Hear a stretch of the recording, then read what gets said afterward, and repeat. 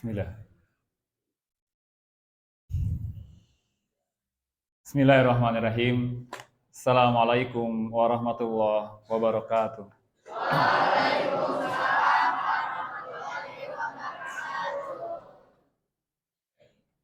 Alhamdulillah. Alhamdulillahillazi binikmatihi tatimus solihat. Asyhadu an la ilaha illallah wahdahu la syarikalah. Wa asyhadu anna Muhammadan abduhu wa rasuluhu amma ba'du. Qala Allah Ta'ala fi kitabihim karim. A'udzubillahi minasyaitonir rajim. Ya ayyuhallazina amanu taqullaha haqqa tuqatih wa la tamutunna illa wa antum muslimun. Ya ayyuhan nasu taqu rabbakumul ladzi khalaqakum min nafsin wahidah wa khalaqa minha zawjaha wa bassa minhuma rijalan katsiran wa nisaa wattaqullaha allazi tasaaluna bihi wal arham innallaha kana 'alaikum raqiba. Ya ayyuhallazina amanu taqullaha wa qulu qawlan sadida yuslih lakum a'malakum wa yaghfir lakum dzunubakum wa may yuti'illaha wa rasulahu faqad faza fawzan 'azima. Wa qala Rasulullah sallallahu alaihi wasallam, man salaka tariqan yaltamisu fihi ilman sahalallahu lahu tariqan ilal jannah.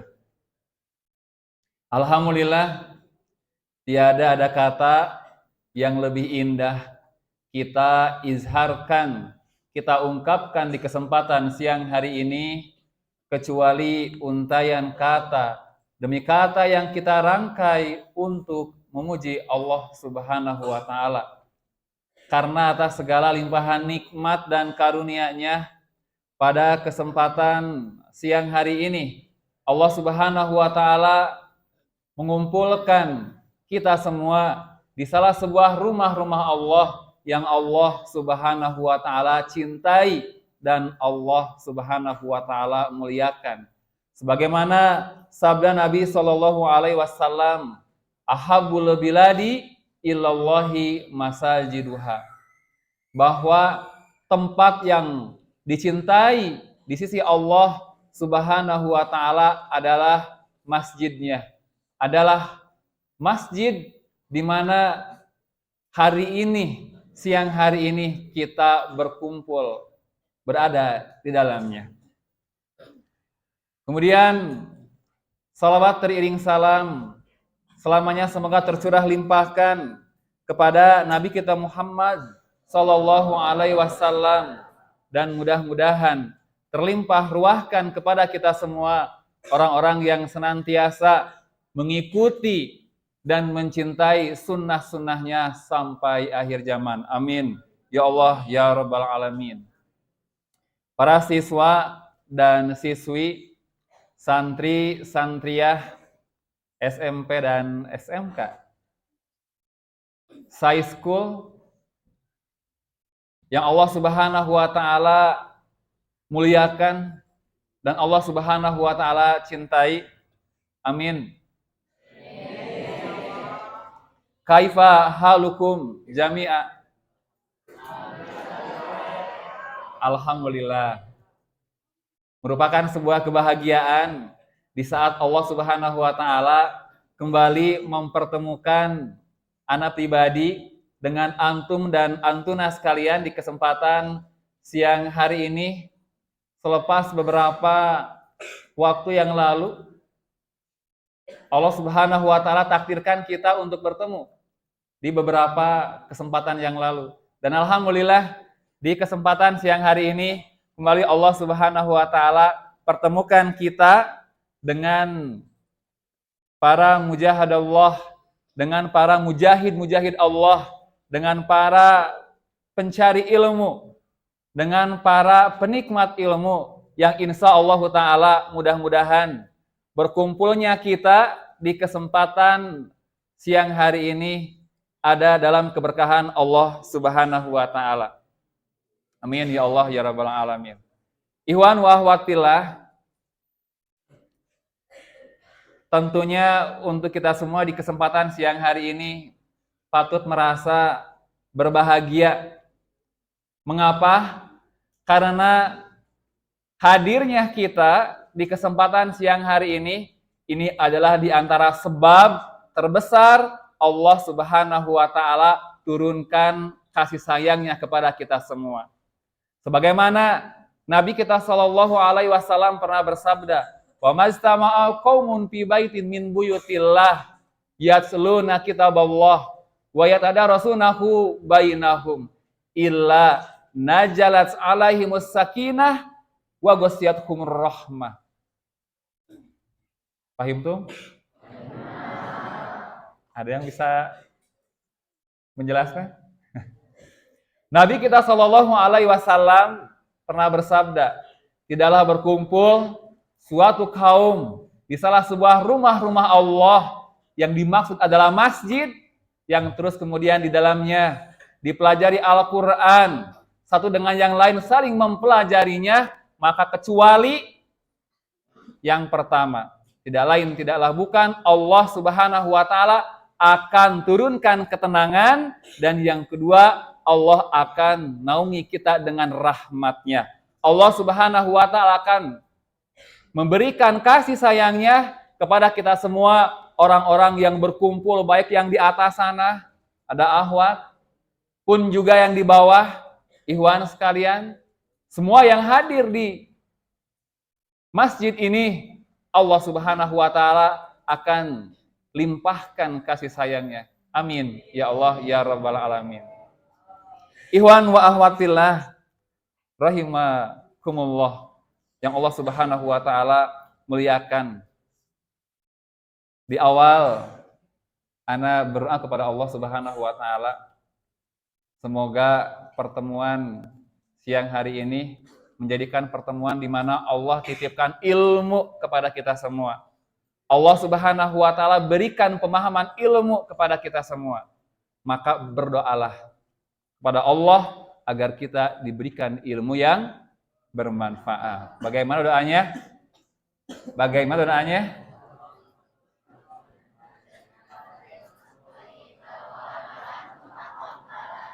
Masya Allah, ya, itu diamalkan. Banyak sekali beberapa redaksi doa untuk kita berdoa kepada Allah agar Allah berikan kita pemahaman akan ilmu agama. Yang tadi, Robbi Jidni ilman. Atau yang mana lagi? Allahumma inni as'aluka ilman nafi'an. Kemudian yang mana lagi? Ada juga yang Allahumma fa'ni bima alam tani. Lanjutkan. Masya Allah. Sudah hafal semua ya? Nah, itu silahkan. Antum boleh amalkan. Dan hari ini saya berdoa kepada Allah, semoga Allah Subhanahu wa Ta'ala berikan ilmu kepada kita semua. Amin ya Allah ya Rabbal Alamin.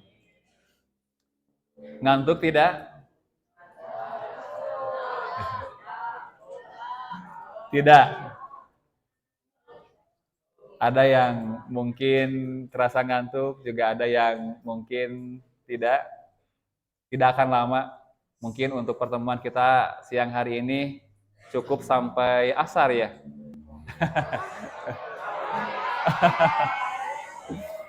Nah, tidak lama ikhwan sekalian. Pertemuan kita sekarang sampai pukul 2 siang insya Allah. Ikhwan wa akhwatillah yang Allah Subhanahu wa Ta'ala muliakan. Tema kajian kita hari ini apa? Menjadi mukmin yang kuat. Coba nih kita sedikit ngobrol dulu. Kira-kira yang ada di dalam benak kita mendengar ada sebuah tema kajian menjadi mukmin yang kuat. Kira-kira yang antum dan antuna pikirkan yang seperti apakah mukmin yang kuat itu? Yang seperti apa? Naam. Apakah mungkin mukmin yang kuat itu yang memiliki badan yang besar? Yang setiap malam di tempat gym itu dia melakukan gimnastik, ya. angkat besi, otot six pack atau one pack? One pack. Ototnya itu tampak terlihat, bahkan untuk urat-uratnya pun seperti apa? Kawat yang saling bergelantungan ya.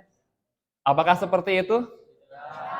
Atau mungkin mukmin yang kuat yang ada di benak kita adalah mereka-mereka yang memiliki kendaraan yang besar, rumah yang tinggi? Tidak. Iwan wa ahwat fillah rahimakumullah. Kita akan coba bahas siapakah mukmin yang kuat itu, lalu apa kiat agar kita termasuk ke dalam mukmin yang kuat tersebut. Yang dijadikan indikator untuk mukmin yang kuat, sekali lagi, itu bukan dilihat dari postur badan. Banyak nyatanya, ada orang itu yang postur badannya dia tinggi, besar, kuat, tampak begitu sangat bertenaga, tapi mereka tidak mampu melangkahkan kakinya menuju ke masjid. Betul? Kita lihat di masjid-masjid, di rumah kita, subuh, ketika kita sholat subuh, kira-kira apakah para pemuda atau orang-orang di usia 50 tahun ke atas yang mengisi masjid tersebut? Siapa? Kebanyakan siapa? Atau mungkin kita juga tidak ada di sana? Nah, mungkin saja. Itu salah satu contoh. Kalau misalkan indikator mukmin yang kuat itu adalah mereka-mereka yang memiliki badan yang besar, tenaga yang kuat, tapi nyatanya di masjid-masjid ketika subuh hari, jangankan di subuh hari, maghrib isya pun itu kosong. Mereka berat, tidak sanggup melangkahkan kakinya menuju ke masjid. Itu bukan indikator mukmin yang kuat. Namun akan tetapi, ikhwan wa akhwat fillah, mukmin yang kuat itu adalah mereka-mereka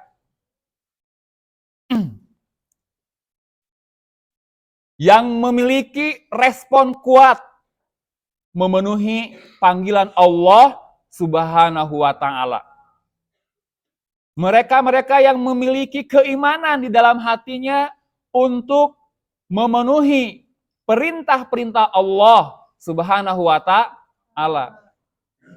Jadi indikatornya itu adalah keimanan di dalam hati. Itu bukan dilihat dari tadi, ya. Kita lihat ada seseorang. Ini terdengar tidak suaranya? Cek, bismillah. Nggak ada suaranya ya? Maaf, nggak apa-apa. Masih terdengar ya suaranya. Kita coba untuk melihat ketika kita ada di sebuah masjid, lalu kemudian kita menjadi makmum, sholat berjamaah. Ketika imam membacakan surat An-Naba, sholat maghrib, kira-kira bagaimana reaksi kita? Ya, Masya Allah, ini imamnya membacakan surat yang panjang. Kalau untuk seorang mukmin yang kuat, dia tidak akan merasa lelah, tidak akan merasa capek ketika imam membacakan surat-surat yang sedikit panjang. Bukan panjang, tapi sedikit panjang. Ya. Tapi kalau mukmin yang lemah, ketika mendengar surat Al-Ikhlas, alhamdulillah. Mendengar surat Al-Kautsar, alhamdulillah. Sedikit membacakan surat At-Takwir, nah itu sedikit terganggu konsentrasinya. Masya Allah, padahal dia sudah ingin segera menyelesaikan sholatnya karena ingin mabar, karena ingin main ML dan lain seterusnya. Itu berarti mukmin yang lemah. Naam, ikhwan wa akhwatillah. Ada sebuah hadis dari Nabi kita Shallallahu Alaihi Wasallam. Nabi kita Shallallahu Alaihi Wasallam pernah bersabda, ini dari Abu Hurairah radhiyallahu an. Qala Rasulullah sallallahu alaihi wasallam, al mu'minu al qawi khairun wa ahabbu ilallah minal mu'minid dha'ifi. Jadi kata Nabi sallallahu alaihi wasallam, mukmin yang kuat itu lebih baik dan lebih dicintai oleh Allah Subhanahu wa taala ketimbang mukmin yang dhaif. Apa itu dhaif? Lemah. Al-mu'minu al-qawi khairun wa ahabbu ilallahi minal mu'minid dhaif. Bahwa seorang mukmin yang kuat itu jauh lebih baik dan lebih dicintai oleh Allah Subhanahu wa taala daripada mukmin yang lemah. Itu adalah perkataan Nabi kita Shallallahu Alaihi Wasallam, bahwa mukmin yang kuat itu lebih dicintai. Di sisi siapa? Di sisi Allah Subhanahu Wa Taala. Nah, jadi itu yang pertama dulu. Kita garis bawahi dulu bahwa mukmin yang kuat itu indikatornya apa? Mereka yang memiliki respon yang kuat untuk memenuhi panggilan-panggilan Allah Subhanahu wa taala. Ketika kita ada di rumah, maghrib itu jam 6, ya. Kemudian kita lagi nanggung nih, lagi futsal. Kira-kira bagaimana? Dilanjutkan atau berhenti dulu? Mungkin sebagian ada yang lanjut. Sebagian juga ada yang sholat dulu. Padahal udah kelihatan nih, sebentar lagi mau maghrib. Waktu puasa itu masih setengah jam lagi. Mungkin sebagian orang ada yang udah aja lah nanti sholatnya jam 6:30. Maka itu bukan diantara tipe perilaku orang-orang yang memiliki sifatan mukmin yang kuat. Berarti dia masih terkalahkan dengan hawa nafsunya. Karena lagi rame-ramenya main futsal sehingga tidak mau ditinggalkan. Atau mungkin seorang akhwat, ya. Ketika seorang akhwat mungkin melihat sebahagian media sosialnya, melihat ya ada tawaran-tawaran khusus, diskon-diskon khusus di aplikasi belanjanya, padahal sudah masuk waktu Isya, berpikir nanti saja karena Isya waktunya lebih panjang, sehingga ketika ada panggilan untuk sholat Isya tidak dipenuhi panggilan tersebut. Maka itu di antara perilaku seorang akhwat yang tidak memiliki kriteria seorang mukminah yang kuat, ya. Bagaimana seharusnya untuk seorang akhwat? Langsung memenuhi panggilan Allah Subhanahu wa taala. Itu di antara contoh-contoh kecil. Ikhwan wa akhwatillah rahimakumullah.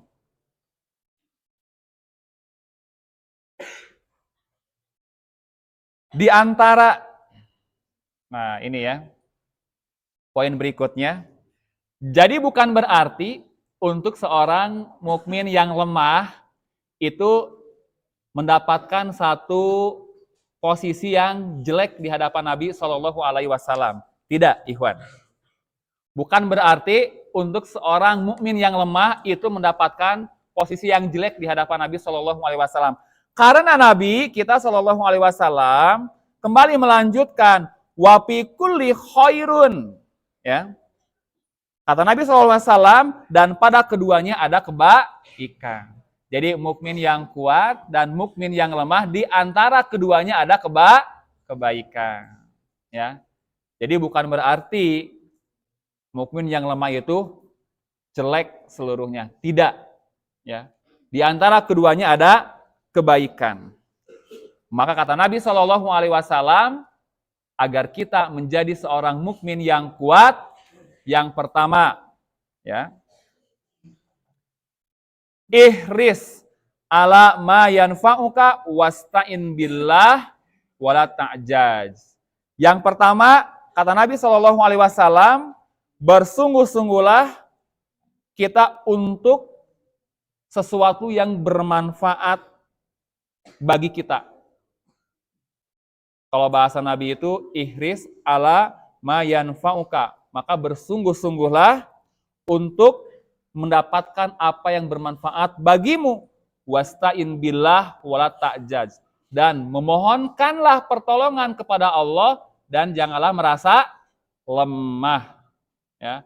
Nah, itu adalah di antara cara agar kita menjadi seorang mukmin yang kuat. Yang pertama apa tadi? Yang pertama apa? Bersungguh-sungguh terhadap sesuatu yang bermanfaat. Kemudian yang kedua, wasta'in billah. Apa itu wasta'in billah? Memohonkan pertolongan kepada Allah. Dan yang ketiga, wala ta'jaj. Jangan kita merasa lemah. Jangan kita merasa lemah. Contoh, kita isi dulu poin tersebut. Biasanya kalau kita ada undangan kajian nih, ikhwan ataupun akhwat, kita ada undangan kajian di rumah-rumah kita. Biasanya kalau di rumah kita kajian mulai itu bada isya ya. Bada isya. Dalam kondisi kita sudah mulai ngantuk habis isya itu ya. Apalagi turun hujan. Rasa-rasanya untuk kita di saat ada panggilan untuk kajian kemudian turun hujan, ya dingin, kita sudah capek, kira-kira apa yang terjadi? Muncul malas. Sehingga ketika diajak oleh temannya, mari kita kajian. Seakan-akan penyakit itu hadir. Yang tadinya tidak sakit kepala, ngedadak sakit kepala. Aduh afwan, lagi kurang enak badan. Aduh afwan, lagi kurang enak perut. Seakan-akan kalau ada undangan kajian di rumah, penyakit itu datang. Padahal sebelumnya kita dalam keadaan sehat. Maka dalam kondisi tersebut, wasta'in billah, mintalah pertolongan kepada Allah. Ya Allah, bantulah hamba malam ini bermaksud untuk thalabul ilmi. Berikanlah kekuatan, berikanlah kesehatan. Sekalipun terasa sedikit sakit kepala, berikan saya kekuatan ya Allah untuk saya bisa menghadiri kajian majelis ilmu malam hari ini. Bismillah, keluar rumah. Hujan, ada payung, ada jas, ada jaket. Apalagi yang menjadikan halangan buat kita. Pergi ngaji dalam keadaan cuaca cerah, itu mah biasa. Malam hari cuaca tidak lagi mendung, tidak lagi hujan, itu mah biasa. Tapi di saat teman-teman semua di sini, seorang akhwat mau pergi kajian, hujan besar, banjir, baju basah, tapi kita masih bersemangat untuk bisa menghadiri kajian atau majelis ilmu, maka itu sangat luar biasa. Karena al-jaza, karena pahala itu tergantung ala qadri masakoh. Seberapa besar pengorbanan yang telah kita lakukan. Teman-teman, kalau kita berbuat baik kepada orang yang baik kepada kita, biasa tidak? Biasa tidak? Tapi akan sangat luar biasa manakala kita berbuat baik kepada orang yang benci kepada kita. Betul tidak? Seseorang benci kepada kita, di saat kita sedang susah, dia senang. Tapi kita tidak menjadikan dia itu musuh kita. Senantiasa kita baikin dia, kita doakan kebaikan untuk dia, maka itulah yang luar biasa. Kita memberikan makanan kepada musuh-musuh kita, itu luar biasa. Ketimbang orang yang memberikan makanan kepada orang-orang yang dicintainya, orang-orang yang dikasihaninya. Itu mah biasa.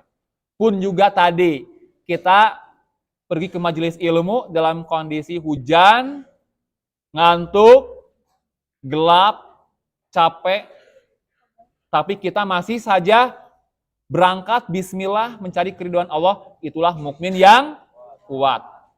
Bisa dipahami sampai di sini? Sebagian kecil itu yang terjadi pada saat ini. Sekarang coba kita refleksikan dalam kehidupan sehari-hari. Ini seorang ikhwan mungkin, ya, seorang ikhwan. Kira-kira kuota yang kita miliki setiap harinya lebih banyak kita habiskan untuk melihat media sosial dan main game atau menonton kajian atau digunakan untuk aplikasi-aplikasi kita bisa mencari ilmu. Main game. Kajian. Masya Allah ya. Yang kuotanya habis digunakan untuk nonton-nonton kajian, mantap ya. Tapi yang habis digunakan untuk main game, silakan segera bertaubat. Karena pada dasarnya waktu yang kita habiskan untuk bermain game itu sia-sia. Tapi Ustadz boleh sesekali untuk saya itu refreshing. Sesekali, tapi setiap hari sampai 3 jam, 4 jam. Apakah itu sesekali? Setiap hari. Apakah itu sesekali? Kalau sesekali setahun nggak main game, sekarang 10 menit main game, itu sesekali. Tapi kalau setiap hari itu beda lagi ceritanya. Nah, itu contoh yang berikutnya. Naam, ikhwan wa akhwat fillah, rahimakumullah. Sekarang kita akan coba klasifikasikan orang mukmin sebagaimana firman Allah Subhanahu wa taala. Jadi orang mukmin itu ada 3. Nah, sekarang kita cek kondisi sekarang ini kita ada di posisi keberapa. Di dalam salah sebuah ayat dalam Al-Qur'an, surat Fatir ayat ke-32, Allah Subhanahu wa taala berfirman, A'udzubillahi minasyaitonirrajim, summa aurasnal kitabal ladzina stofaina min ibadina. Kemudian kitab itu, kata Allah, kami wariskan kepada orang-orang yang kami pilih di antara hamba-hamba kami. Faminhum zalimun linafsih. Lalu di antara mereka ada yang menzalimi diri sendiri. Wa minhum muqtasid. Dan yang kedua di antara mereka ada yang pertengahan. Kemudian wa minhum sabiq bil khairat biiznillah.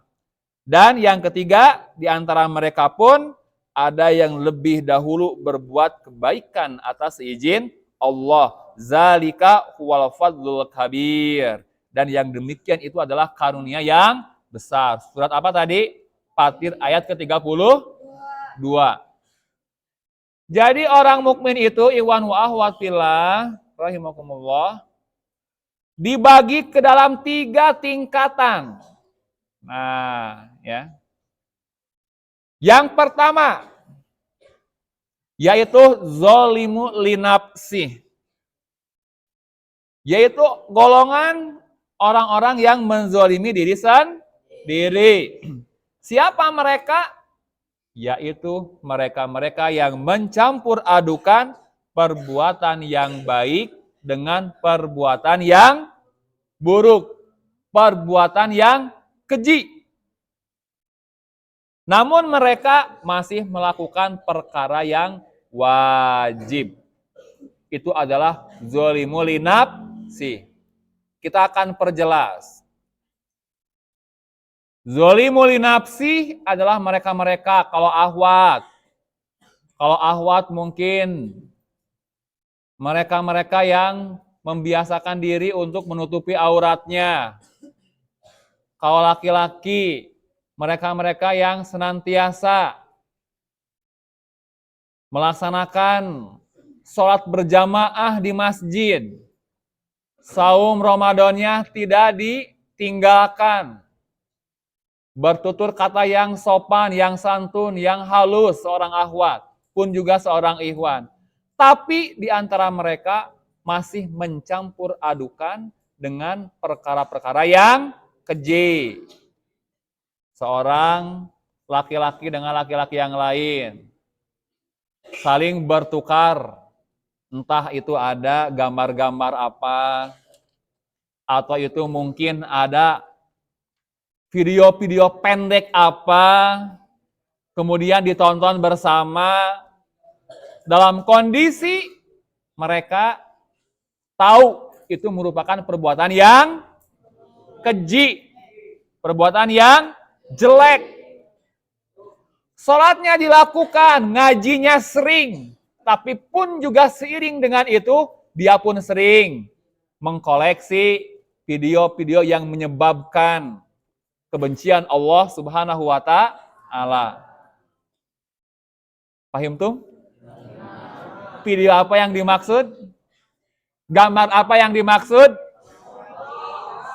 Niatnya itu di Instagram hanya lihat-lihat apa. Ada iklan-iklan, semakin dalam, semakin asik, ya. Ditonton terus, dikoleksi, disimpan, dibagikan linknya kepada temannya. Ya. Tidak perlu untuk tidak perlu menunjuk teman di sebelah kita. Itu adalah perbuatan kita. Ya.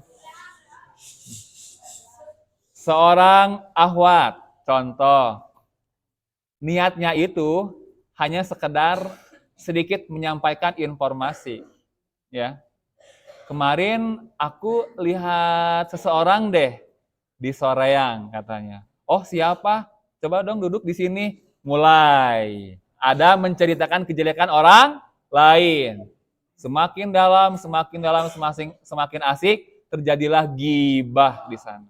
Padahal tahu gibah itu tidak boleh, dilarang, tapi masih saja. Bahkan mungkin ada ya di sebuah kelas dikultuskan ratu gibah. Ada Miss gibah, ya. Miss gosip dan lain seterusnya. Nauzubillah. Dan yang diberikan gelar tersebut mereka bangga. Awas ada ratu gibah, awas ada Miss gibah datang, ditepuk tangani. Nauzubillah. Ya. Jadi golongan yang pertama, zolimul linafsi itu adalah mereka-mereka yang menzolimi diri sendiri. Mereka melakukan kewajiban tapi masih mencampur adukan dengan kemaksiatan. Ya. Ketika saum Ramadan kan banyak ya teman-teman kita, ya teman-teman kita di sana di luar, bukan di sini insya Allah nggak ada, ya. Di siang hari mungkin, ya, pergi ke ruang kosong, ya, naik ke tangkal jambu, ngantongin makanan, dimakanlah di makanan tersebut, ya. Atau mungkin kita lagi di sekolah, di toilet ya, lihat air bak kan kayak air jam-jam, ya, langsung kita minum. Nah itu perbuatan zolimul linafsi, ya, menzolimi diri sendiri. Dan untuk zolim, ini kata Hasan Al-Basri terbagi menjadi 3. Yang pertama ada zolim itu yang tidak dimaafkan, ya. Zolim yang tidak bisa dimaafkan. Contohnya apa? Kesirikan. menjadikan selain Allah menjadi sesembahan. Contohnya apa? Ada yang menyembah patung, menyembah pohon, menyembah matahari dan seterusnya. Ya, itu kesyirikan. Yang kedua, ada kezaliman yang tidak dibiarkan oleh Allah. Contohnya apa? Seperti mencuri. Itu zalim. Ya. Di kelas ketika kerja kelompok ada tim X pinjam tidak dikembalikan, bawa ke rumah, zalim tidak? Zalim. Lagi kerja kelompok ada pulpen bergeletakan di atas meja, kita ambil, kantongin, bawa ke rumah, zalim tidak? Zalim. Mengambil hak orang lain. Ya. Kemudian ketika lagi iseng gitu ya, tali sepatu kita dibuka, ditukar sama tali sepatu orang lain, atau teman kita dapat yang jelek, kita dapat yang bagus, zalim tidak? Zalim. Ada yang pergi ke kantin, pura-pura nggak punya duit, pura-pura nggak bawa duit, pinjam 5.000, nanti di kelas dibayar, udah di kelas hari-hari, zalim tidak? Zalim. Ada yang pinjam uang, besok janji dibayar, taunya setahun, zalim tidak? Atau bahkan tidak dibayar, ya, itu perbuatan zalim, dan itu tidak dibiarkan oleh Allah Subhanahu wa Ta'ala. Di sini ada yang membiasakan berhutang kepada teman, itu perbuatan zalim. Beli jajanan 2.000, pinjam dulu, nanti dibayar. Kalau udah di kelas, taunya enggak, ditagih malah marah. Katanya besok uangnya habisin, besok nggak sekolah. Ditagih besoknya lagi nggak sekolah, ditagih besoknya lagi, kita malu, ya. Nah, itu penyakit, tidak boleh. Yang ketiga, ada zalim yang dimaafkan. Contohnya apa?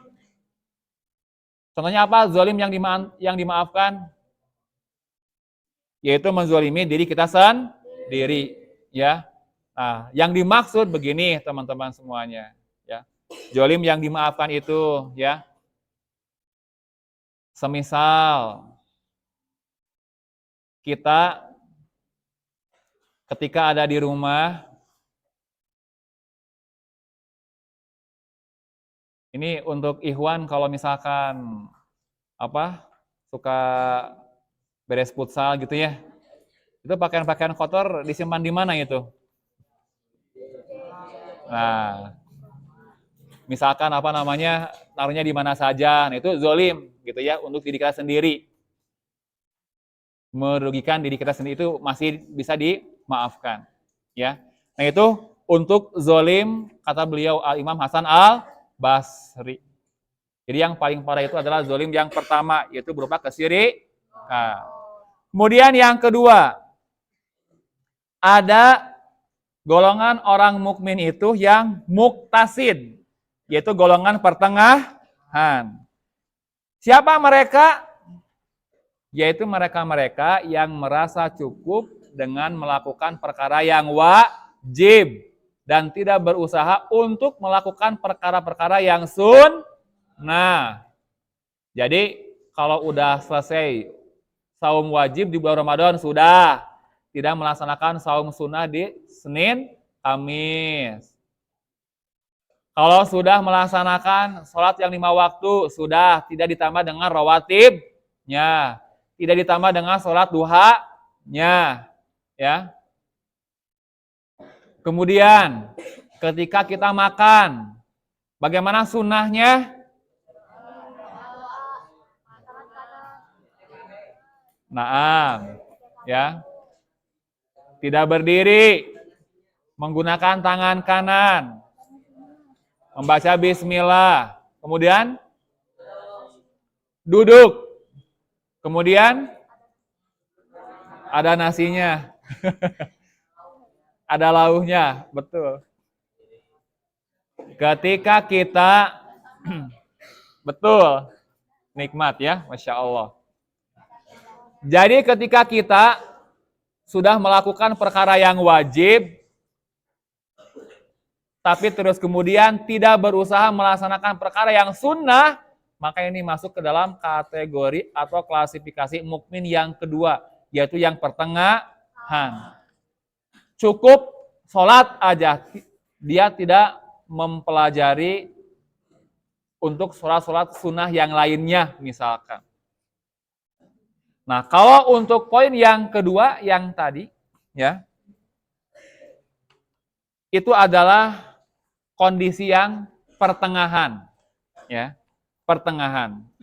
Nah, ada yang paling baik, yang ketiga, kata Allah Subhanahu wa taala, yaitu golongan as-sabiquna bil khairat. Yaitu golongan orang-orang yang senantiasa bergegas melakukan kebaikan, yang wajib dilakukan, yang sunnah dilakukan, kemudian meninggalkan yang haram, kemudian meninggalkan pula yang makruh, meninggalkan kemaksiatan-kemaksiatan, dan senantiasa berusaha untuk memenuhi panggilan-panggilan Allah Subhanahu wa taala. Dan inilah mukmin yang sempurna, yaitu as-sabiquna bil khairat, ya. Pertanyaannya sekarang, lalu berada di kategori atau klasifikasi mukmin yang mana? Sekarang kita itu. Ataukah mungkin yang pertama, atau mungkin yang kedua, atau mungkin yang ketiga? Kita yang menjawab. Ahwat juga sama. Silakan bisa dijawab oleh sendiri. Apakah untuk seorang ahwat yang ada di atas masuk ke dalam klasifikasi mukminah yang pertama, yang kedua, atau yang ketiga? Jika ada di dalam posisi yang pertama, apa yang harus kita lakukan? Bertaubat. Perbanyak istighfar. Dan jangan kita merelakan pada perkara-perkara yang menghinakan kita di hadapan Allah Subhanahu wa taala. Ya. Jangan kita relakan perbuatan-perbuatan kita itu dihabiskan terhadap sesuatu yang Allah Subhanahu wa taala benci terhadapnya. Maka perbanyaklah untuk istighfar dan taubat. Kalau sekarang sholat terus tapi maksiat jalan, STMJ, maka perbanyak taubat. Coba kalau taubat yang baik itu taubat apa? Taubat nasuha itu yang seperti apa? Taubat yang sungguh-sungguh. Naam. Mengisi bab taubat sedikit. Ketika kita bertaubat kepada Allah Subhanahu wa taala, maka ada beberapa syarat yang harus kita penuhi. Yang pertama apa? Syarat taubat agar taubat kita diterima di sisi Allah Subhanahu wa taala. Apa yang pertama? Yang pertama, meninggalkan dosa yang kita lakukan. Kalau misalkan dosanya itu tadi, kita itu sering meninggalkan sholat, atau dosanya itu kita sering menjelek-jelekkan teman kita, mengadu domba, kita sering malakin teman-teman kita, maka pertama yang harus kita lakukan adalah tinggalkan kemaksiatan tersebut. Lillahi ta'ala, bukan karena makhluk. Bukan karena makhluk. Maaf, misalkan contoh. Ada seorang yang biasa minum khamar. Dia bertaubat. Tapi meninggalkan maksiatnya tersebut bukan karena Allah, tapi karena ada seseorang yang dia cintai. Jadi aku akan berhenti minum miras karenamu. Oh, berarti bukan karena Allah. Apakah masuk taubat nasuha? Tidak. Jadi apapun niatkan karena Allah. Kita meninggalkan kemaksiatan niatkan karena Allah. Kemudian yang kedua apa syarat taubat itu? Yang kedua adalah munculkan penyesalan di dalam diri. Kita menyesal telah melakukan perbuatan tersebut. Kita menyesal telah memasukkan minuman khamr ke dalam perut kita. Ya Allah, ya. Kita bertobat. Nah, itu yang kedua, munculkan rasa penyesalan. Yang ketiga apa? Yang ketiga apa? Bertekad, berjanji untuk tidak kembali mengulangi kemaksiatan yang sama. Ayo nama taubat, ya Allah, karena sedang sakit. Hari ini saya taubat tidak akan balap motor, tidak akan memotoran lagi karena dia kecelakaan misalkan. Udah sembuh, dia kembali lagi main balapannya itu karena apa? Taruhan. Berarti itu bukan taubat nasuha. Jadi yang ketiga itu apa tadi? Bertekad untuk tidak melakukannya kembali. Yang keempat apa? Kalau seandainya dosa yang dia lakukan itu ada hubungannya dengan makhluk, maka dia harus meminta maaf terlebih dahulu. Saya bertobat tidak akan kembali untuk berhutang, yang mana hutang tersebut tidak saya bayar. Maka harus dia bayar dulu hutang-hutangnya. Saya bertobat kalau saya pinjam barang, saya akan kembalikan. Ada ahwat, pinjam gamis dong. 1 hari, nggak dikembaliin. Mau pinjam kerudung, janjinya 2 kali pakai, dipakai sampai rusak, gitu ya. Kemudian ada yang pinjam barang ke kita, tapi nggak bermaksud untuk dikembalikan. Nah, maka kalau itu kebiasaan kita, maka kembalikan terlebih dahulu.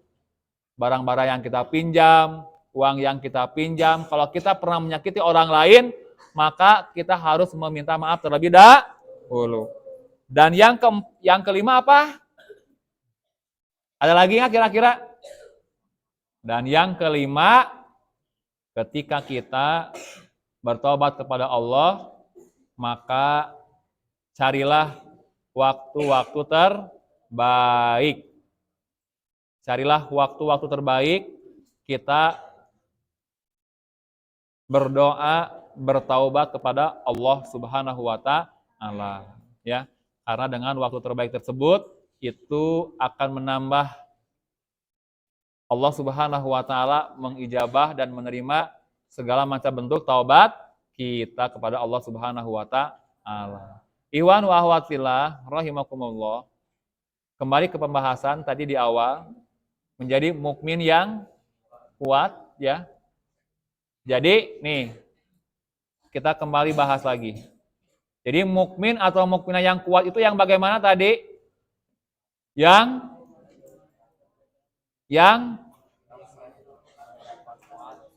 memiliki respon yang kuat untuk memenuhi panggilan-panggilan Allah, memenuhi ketaatan-ketaatan kepada Allah. Itu indikatornya, itu cirinya, itu tandanya. Kemudian cara agar kita bisa menjadi seorang mukmin yang kuat. Tadi yang pertama apa? Bersungguh-sungguh. Kalau mencari ilmu, bersungguh-sungguh. Kita mencari ilmu agama Allah. Kalau seorang siswa, kalian mau belajar untuk menjadi seorang mukmin yang kuat, maka bersungguh-sungguh belajarnya. Teu hareureuy. Tidak mabal, ya. Di sekolahnya itu tidak disibukkan dengan main handphone ketika seorang guru menjelaskan. Bersungguh-sungguh. Ketika ada tugas dikerjakan. Bersungguh-sungguh. Kemudian yang kedua apa? Wasta'in billah. Memohon pertolongan kepada Allah. Ya Allah, aku bertekad ingin menjadi seorang hafiz. Bantulah ya Allah. Bantulah saya untuk bisa menghafal Al-Quran. Yang kedua, memohon pertolongan kepada Allah. Yang ketiga apa? Wala ta'jaj. Jangan merasa lemah. Hayu, kita hari ini kerja bakti di kampung kita. Kemarin kan 17 Agustusan ya, sering ada kegiatan bakti sosial. Aduh, maaf saya mah lagi kurang enak badan. Wala ta'jaj. Jangan merasa lemah. Besok ada tes hafalan juz ke-30. Bismillah. Ah, Ustadz, saya mah belum hafal. Jangan merasa lemah. Bismillah. Harus kuat. Jangan merasa lemah kita. Itu yang ketiga ya. Tambah lagi yang keempat. Ini kiat agar kita menjadi seorang mukmin dan mukminah yang kuat. Ya. Kata Nabi SAW,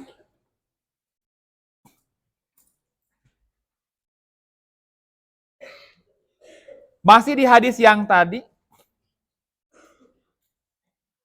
wa in asobaka syai'un falatakul law anni fa'atu kana kaza wa kaza.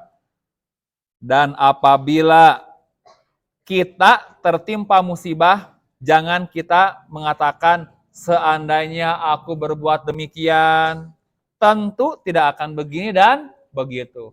Jadi jangan pernah ketika kita mendapatkan musibah, kita bagaimana? Mengandai-ngandai.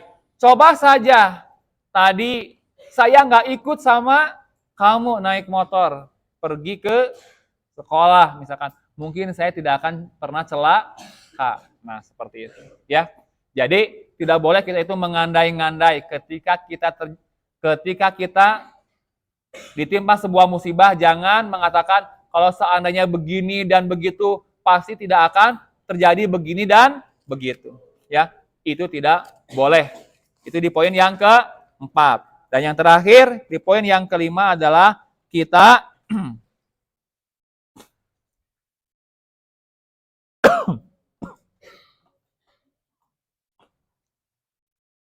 menerima takdir dari Allah Subhanahu wa Ta'ala. Nah, itu ya. Kita harus kuat. Kita ditakdirkan oleh Allah dengan kemampuan berpikir, dengan wajah seperti sekarang, dengan jasad yang seperti ini. Ini adalah takdir Allah. Kita tidak boleh, kenapa ya? Andaikan saja saya punya postur sedikit lebih tinggi, mungkin saya akan, nah, itu tidak boleh. Ya, walaupun badannya kurang tinggi, banyak yang menjadi pemain voli. Betul tidak? Walaupun mungkin badannya tidak terlalu ideal, banyak yang berhasil dia menjadi seorang atlet.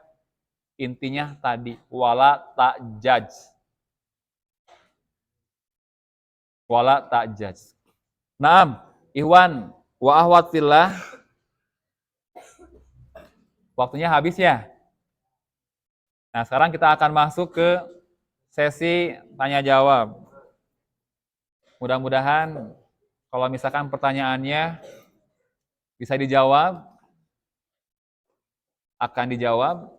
Manakala tidak mampu untuk dijawab, insya Allah di PRK. Ya. Naam.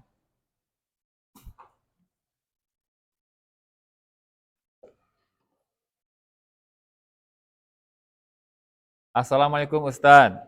Izin bertanya. Waalaikumsalam. Bagaimana kalau kita sombong dan merasa bahwa kita adalah mukmin yang kuat? Nah ini adalah perangkap syaiton.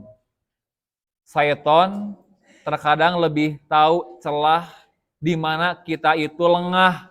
Seakan-akan kita itu sudah merasa kita menjadi seorang mukmin yang kuat.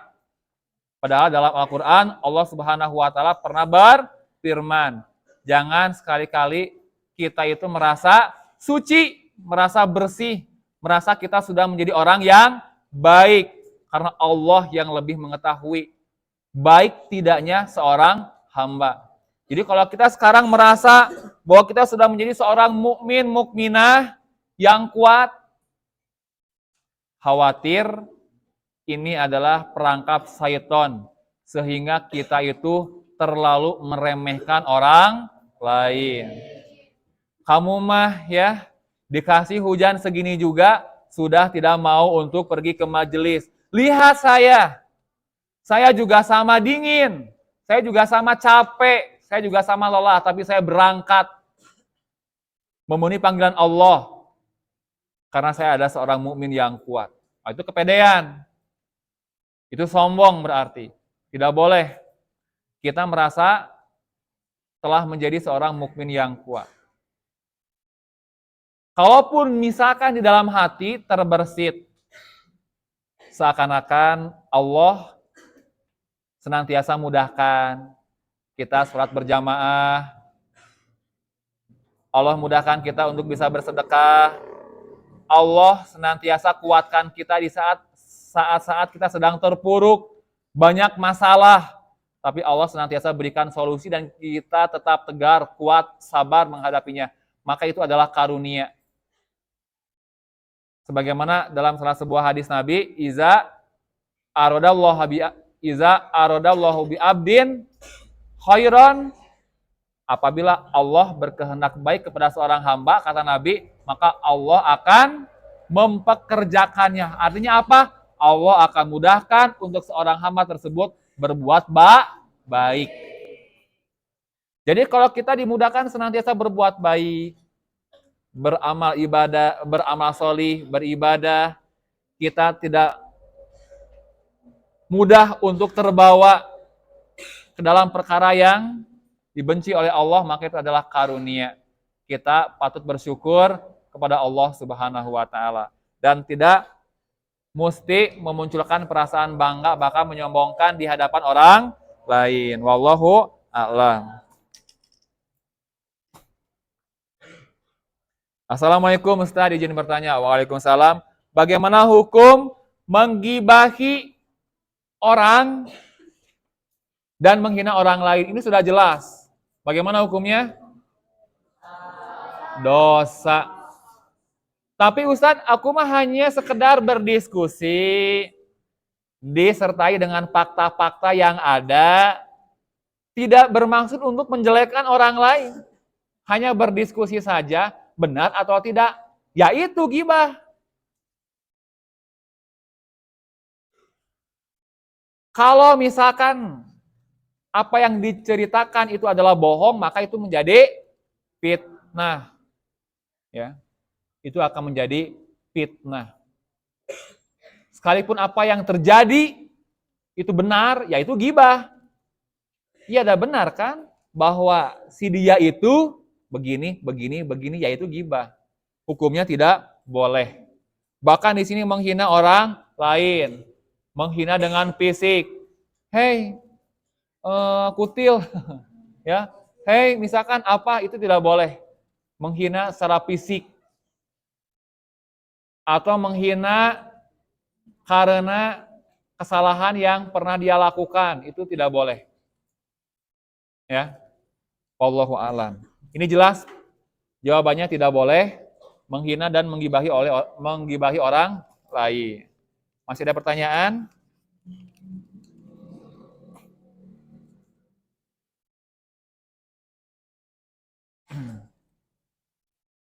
Bismillah. Assalamualaikum Ustadz. Bagaimana kiat-kiat agar bisa istiqomah menjadi mukmin yang kuat? Masya Allah. Ini pertanyaan yang bagus. Pertama, berteman dengan orang-orang yang solih. Jadi, ketika kita berteman, itu penting. Kita memiliki teman yang solih. Bukan teman yang senantiasa membenarkan ketika kita melakukan kejelekan. Kita melakukan kejelekan, kemudian dibenarkan oleh teman kita. Itu teman yang jelek seperti itu.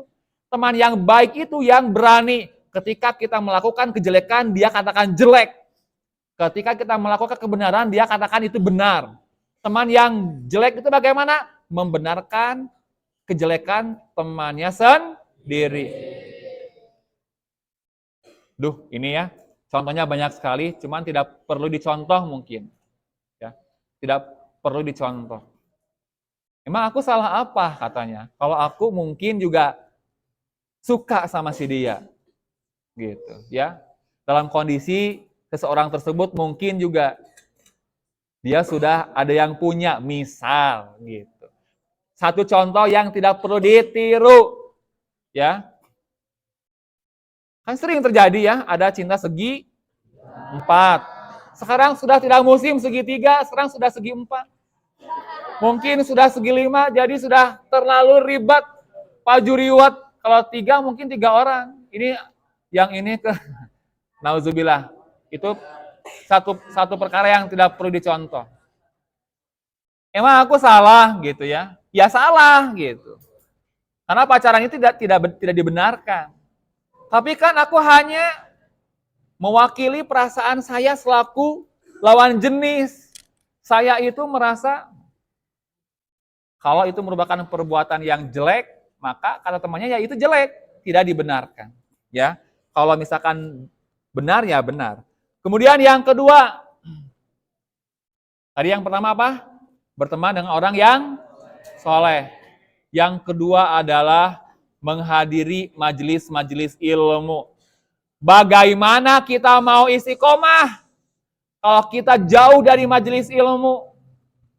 Bagaimana kita mau istiqomah kalau kita jauh dari sumber-sumber kebaikan? Makanya bohong. Keep istiqomah, tapi jarang ngaji, bohong. Orang berharap istiqomah nggak pernah hadir di majelis ilmu itu bohong. Bagaimana mau istiqomah tanpa hadir di majelis-majelis ilmu? Kemudian yang ketiga, perbanyak doa. Perbanyak doa. Bagaimana doanya? Bagaimana agar kita bisa istiqomah? Bagaimana doanya? Di antaranya, ya muqallibal qulubi, sabit qalbi ala dinik. Ya Rob, tetapkanlah hati ini ada di dalam agama. Ada lagi enggak doa agar kita ditetapkan di dalam keistiqomahan? Yang mana? Yang teman-teman semua apa yang mana? Boleh juga yang Allahumma ini as'alukal huda wa tuqa wal afaf wal ghina. Itu boleh. Kita memohon petunjuk untuk diberikan keistiqomahan dari Allah. Itu boleh. Redaksi doa yang tadi. Itu poin yang ketiga. Kemudian yang keempat, apa? Jauhi maksiat. Mau istiqomah, tapi maksiat masih jalan, tetap tidak akan bisa. Tetap tidak akan bisa. Aku mau istiqomah menjaga jilbab ini, tapi hobinya nonton film Bollywood, nonton film India.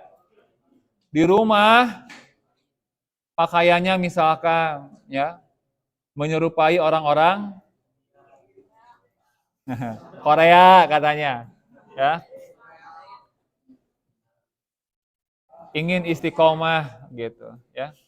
Tapi masih melakukan kemaksiatan, itu masih jauh harapan untuk bisa istiqomah. Terakhir, yang poin kelima. Ini bagi yang bertanya ya, silakan dicatat. Di poin yang kelima, selain tadi kita memperbanyak doa, kita pun memperbanyak istighfar. Memperbanyak taubat. Kembali lagi ke poin yang tadi. Ya, perbanyak taubat. Karena tidak mungkin orang mudah beribadah dengan penuh dosa. Justru orang sulit beribadah itu kepada Allah karena apa?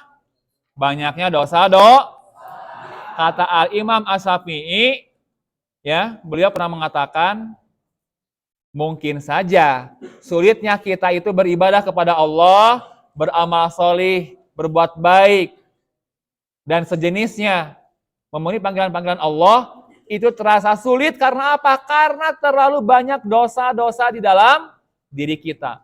Maka perbanyaklah taubat.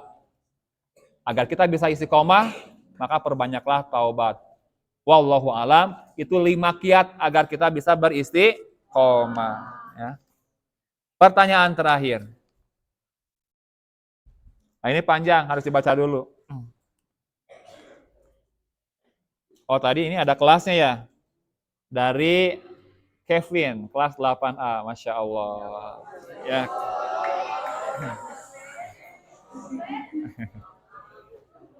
Ini dari, nah, ini kayaknya ini dari Ahwat atau dari Iwan ya? Assalamualaikum warahmatullahi wabarakatuh. Waalaikumsalam warahmatullahi wabarakatuh. Afwan Ustadz, saya bertanya, saya pernah mendengar Nabi pernah bersabda, naumun na'alim afdhalu min ibadati jahil. Masya Allah, ini tulisan Arabnya bagus ya.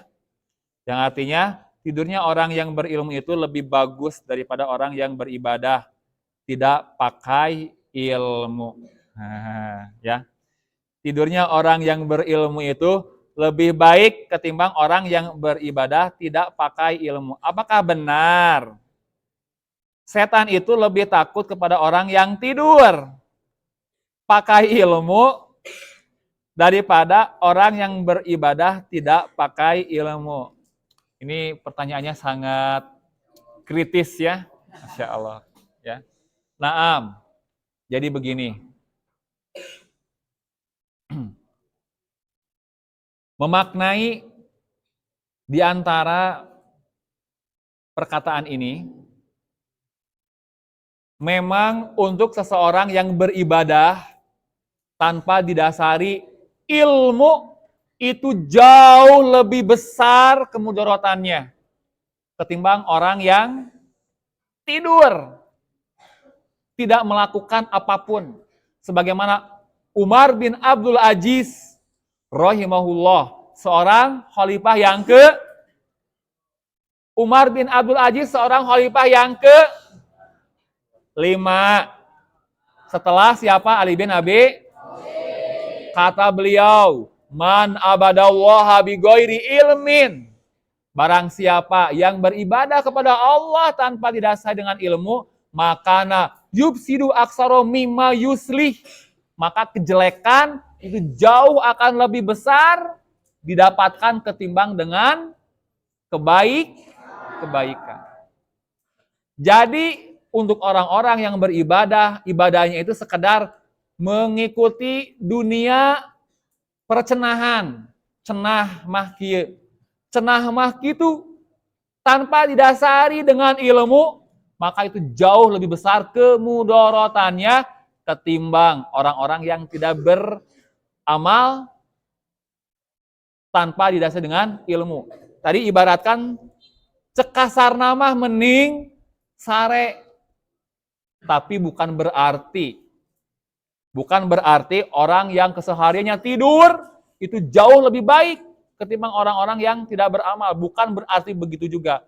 Namun ini saking bahayanya orang-orang yang beribadah tanpa dasar ilmu, maka sampai dikiaskan itu lebih baik ketimbang orang yang tidur. Maka di sini ada satu perhatian. Kita wajib mencari ilmu agama. Coba bab apa yang tidak memerlukan ilmu agama? Coba ada tidak? Tidak. Ya. Sekarang banyak, maaf, sholat pun ada yang beragam. Ya. Ada seorang ahwat boleh jadi imam, katanya. Kemudian dan seterusnya. Antuna mungkin melihat itu karena apa? Karena bisa jadi mereka jauh dari ilmu dan salah memahami ilmu. tadi silakan dicatat ya perkataan Al-Imam Umar bin Abdul Aziz ya yang mengatakan bahwa orang yang beribadah tanpa didasari dengan ilmu itu jauh lebih besar kemudorotannya ketimbang kebaikan yang akan didapatkan. Sampai saking bahayanya maka dikiaskan dengan orang yang tidur. Jadi lebih baik tidur ketimbang kita beribadah tanpa didasari ilmu. Tapi bukan berarti harus tidur. Kita harus mencari ilmu agar kita bisa beribadah kepada Allah yang didasari dengan ilmu. Karena ilmu itu adalah syarat wajib ketika seseorang beribadah kepada Allah Subhanahu wa taala. Kata Allah, "Fa'lam annahu la ilaha illallah." Ketahuilah, ilmuilah bahwa tidak ada ilah selain Allah yang wajib diibadahi dengan benar. Artinya, mencari ilmu itu adalah perkara yang wajib. Thalabul ilmi faridatun ala kulli muslimin. Mencari ilmu itu wajib. Sampai kapan? Kata Al-Imam Ahmad, sampai kita diwafatkan. Bukan beres SMP, kemudian kita tidak mengaji. Banyak orang beres kuliah tidak ngaji. Beres SD tidak ngaji. Padahal Imam Ahmad mengatakan kepada anaknya, mencari ilmu itu sampai aku Allah wafatkan. Wallahu a'lam. Cukup, tidak ada lagi ini ya pertanyaannya.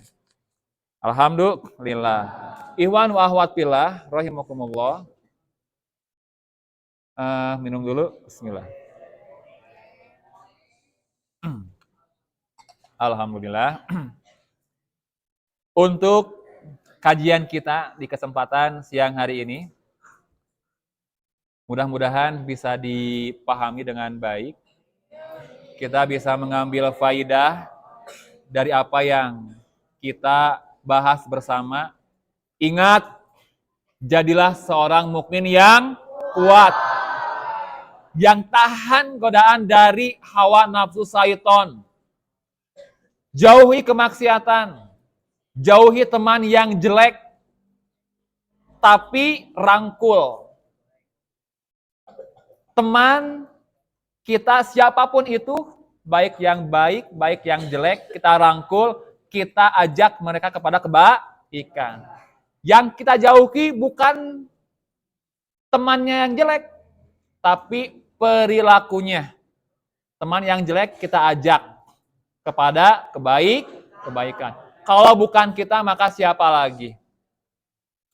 Maka jadilah mukmin yang kuat. Bismillah, kita tekad sejak hari ini untuk senantiasa memenuhi panggilan-panggilan Allah Subhanahu wa ta'ala, melaksanakan perkara yang wajib, meninggalkan perkara yang jelek yang dilarang oleh Allah Subhanahu wa ta'ala.